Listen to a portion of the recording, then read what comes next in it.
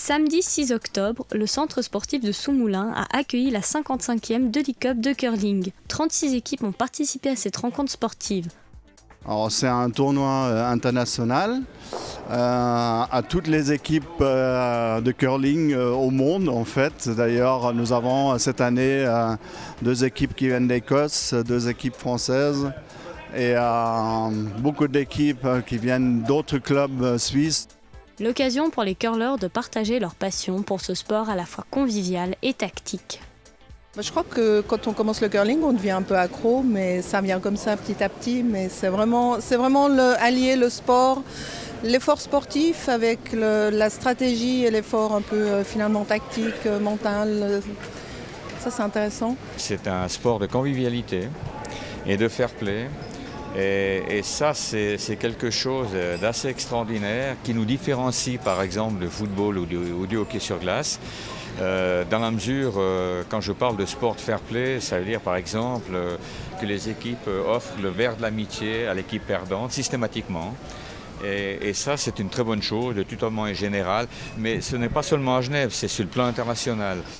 La compétition s'est déroulée au centre sportif de Soumoulins pour la 2e année consécutive. Nous, on a dû prendre un virage assez brutal dans la mesure où avant cette manifestation avait lieu à la patinoire des Vernets. Étant donné qu'il y a eu la configuration a complètement changé, on ne peut plus faire cette manifestation au Vernet. Et je pense que dans ce cadre sportif, parce qu'il y a beaucoup d'activités ici, et je suis convaincu que le curling s'intégrera très très bien dans cette ambiance un peu nouvelle, puisqu'à Tivoli on était un peu isolé. Le Curling Club de Genève a été fondé en 1946. Depuis 1973, il a pris ses quartiers à Tivoli. Seul club de curling à Genève, il dispense également des cours pour les amateurs de tout âge. 2 portes ouvertes par année.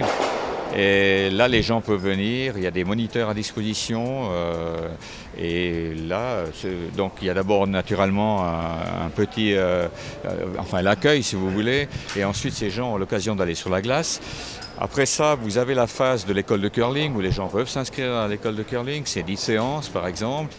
En plein développement, ce club a déjà d'autres projets.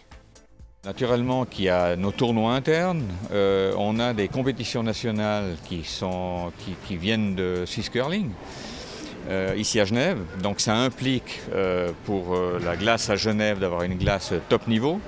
Donc c'est une glace complètement différente de celle que vous avez là, puisque c'est une glace qui est travaillée différemment, qui doit être parfaite. Et on est jugé sur l'accueil, sur la qualité de la glace. Alors jusqu'à présent, notre Iceman a fait un travail considérable, sous la houlette aussi de Michael Meyer, puisque la glace, c'est aussi son domaine.